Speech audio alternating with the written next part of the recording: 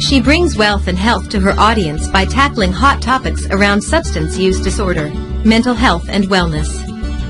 Her mission, vision, and goal are to help you heal from your past trauma, inspire you to transform your body, mind, and soul so you can live your best life. Your board-certified psychiatric mental health doctor, nurse practitioner, trauma care maestro, and media analyst, your life ambassador, best-selling author, TEDx talk speaker, CEO of Pool of Bethesda Psychiatric Health in Arizona. Let's all welcome Dr. Princess Fumi Hancock.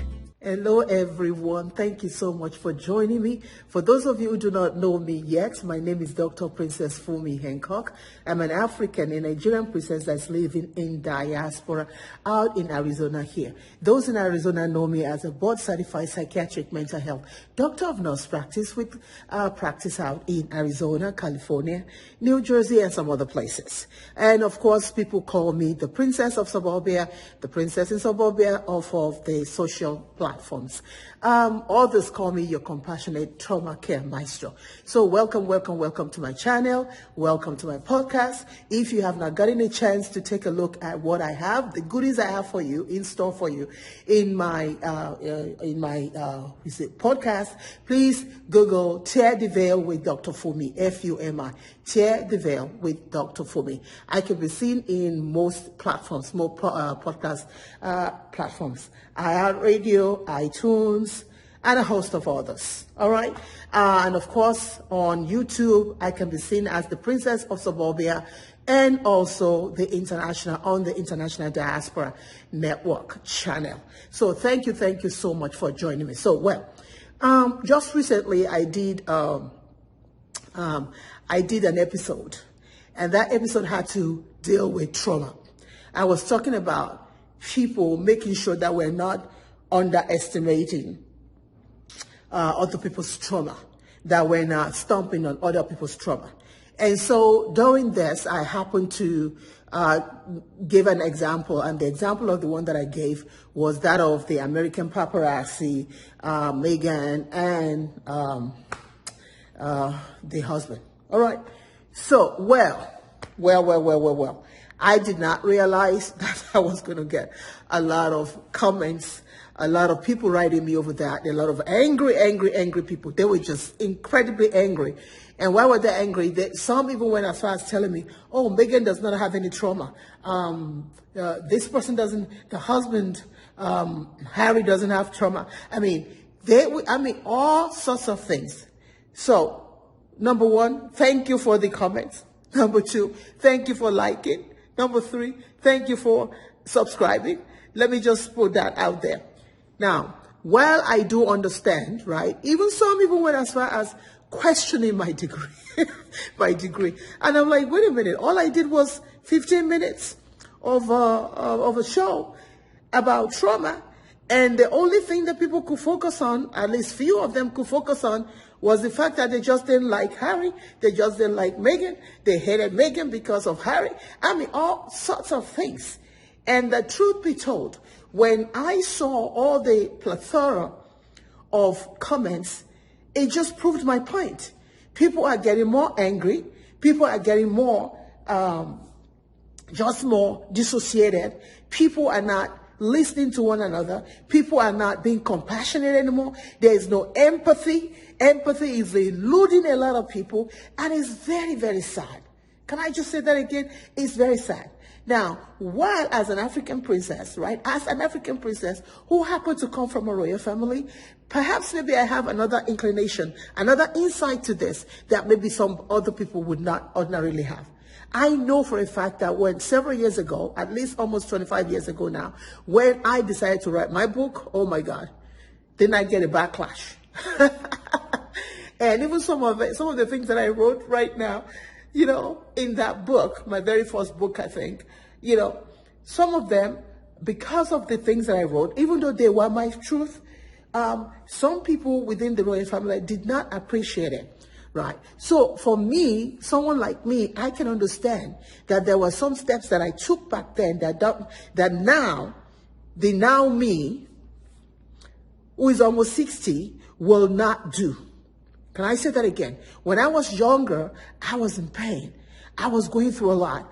I wanted an outlet. I wanted somebody to hear me.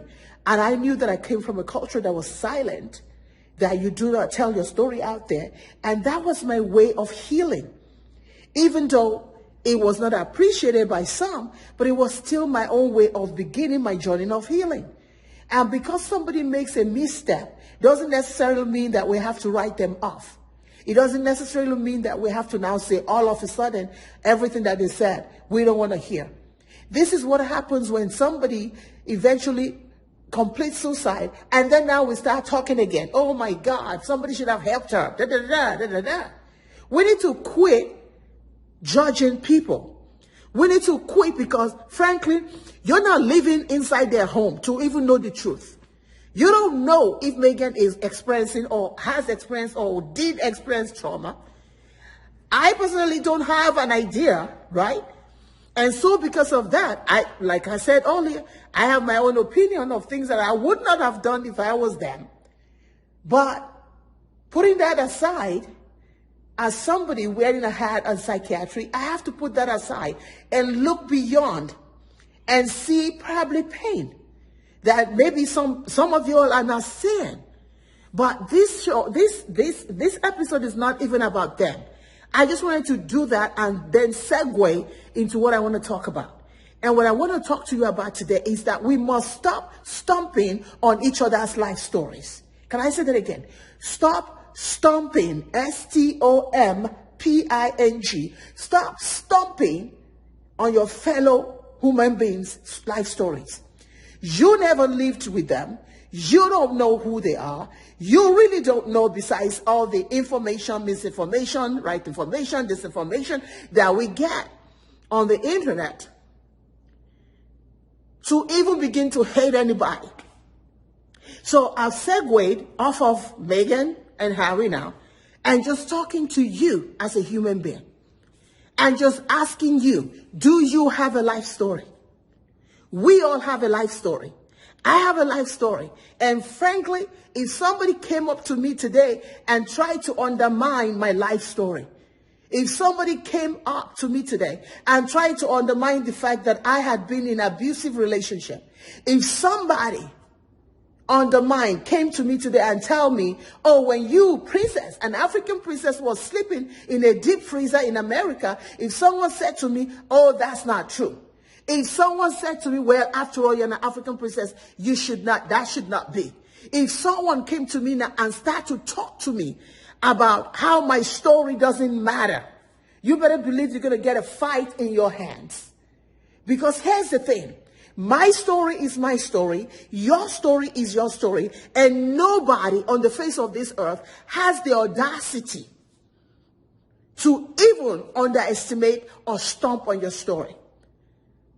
This is why a lot of women who have been abused before, a lot of women who's been raped, a lot of men who's been raped, a lot of women and men who's been through a lot in their lives, this is why they do not come out. They don't come out because of people out there who are eager to stomp on other people's life stories. And do you want to know why people stomp on that? Is because they themselves are not comfortable talking about their own life story. So when they do find someone who is beginning that journey, they're mad about it. I said it. They're mad about it because they're seeing that person doing something that they don't have the nerve to do. Because you're not ready to tell your story doesn't make my story less than yours. It doesn't mean that because I've chosen to begin to walk the path of healing and recovering, which is different from everybody, doesn't necessarily mean it gives you or anybody the right to stomp on my story. So, where are we going with this, America? Where are we going with this, Nigeria? Where are we going with this, my people all over the world? I'm simply saying today, if you have a life story, don't allow any bullies to stop you from telling your truth.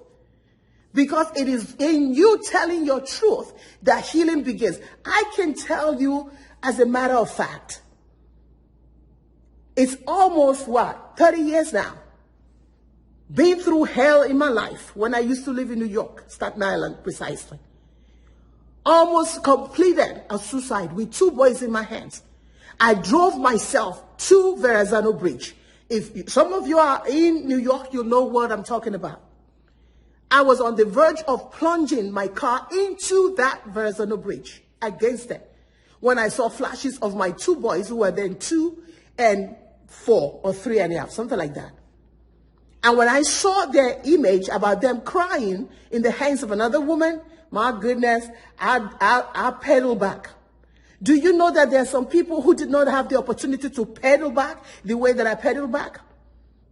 Someone who had a degree, someone who let me tell you something. I came from a place where I did not lack any. And that is the honest truth.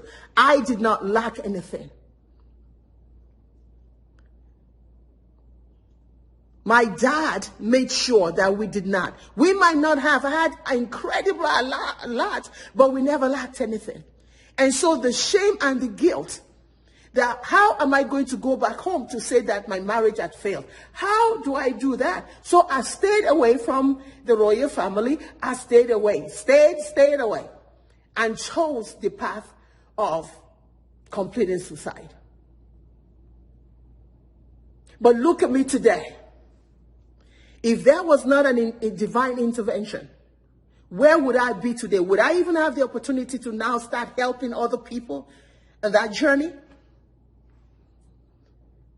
Today, as a psychiatric mental health doctor of nurse practice with my own clinics, I know what I'm talking about. Over 30 years of experience in social work and psychiatry.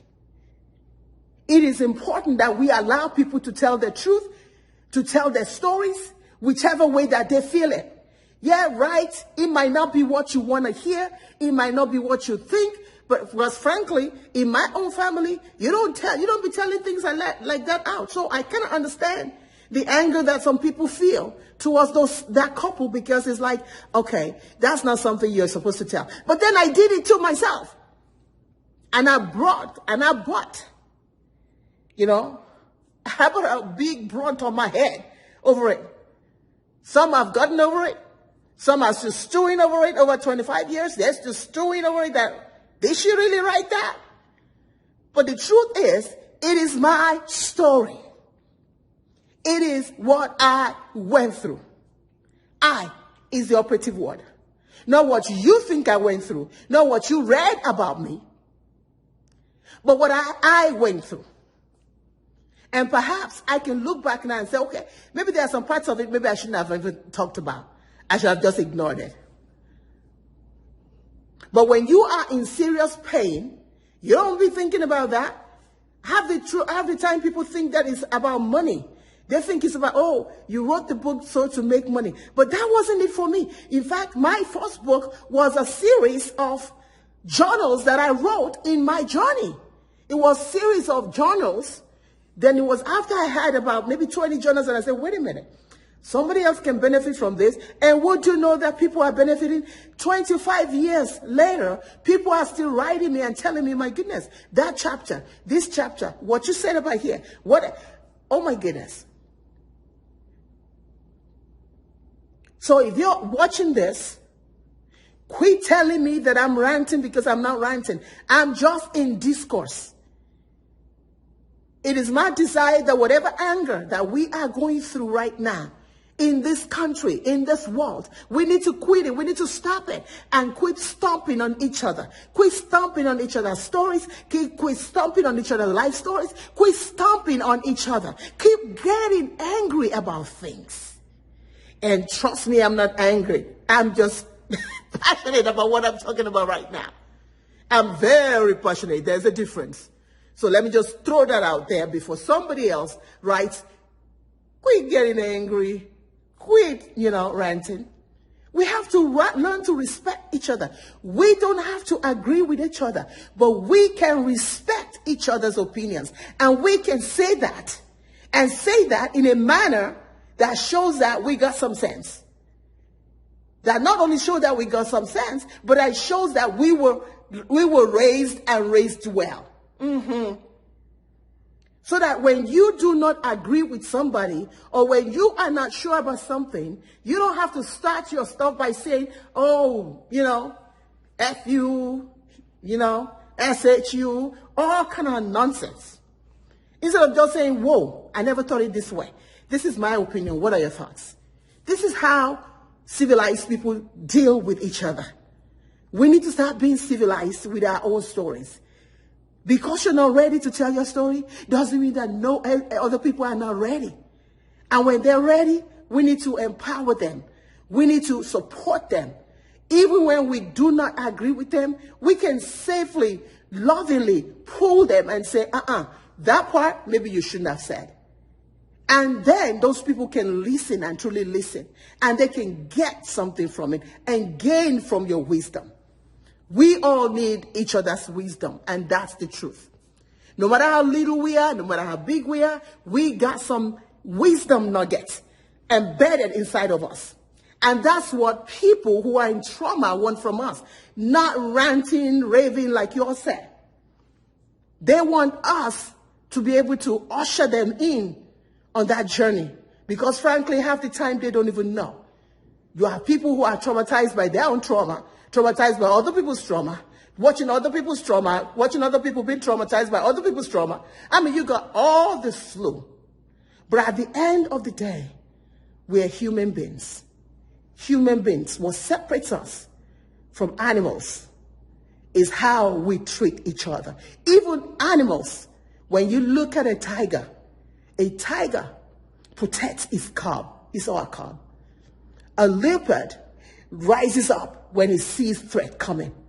If animals in the forest can learn that, it is about time we human beings bring that back into our lives. So I hope I've been able to be a blessing here. Until next time, be inspired, be motivated, be of sentimental value. Understand that you, my friend, you are the hero in your life story. Do not allow anybody to rewrite your story. You are powerful. You are magnanimous, like my son always say, and I love you all. Bye now. Thank you for listening to Tear the Veil with Dr. Fumi. We hope you have enjoyed being a part of today's show and that we have helped you in shining.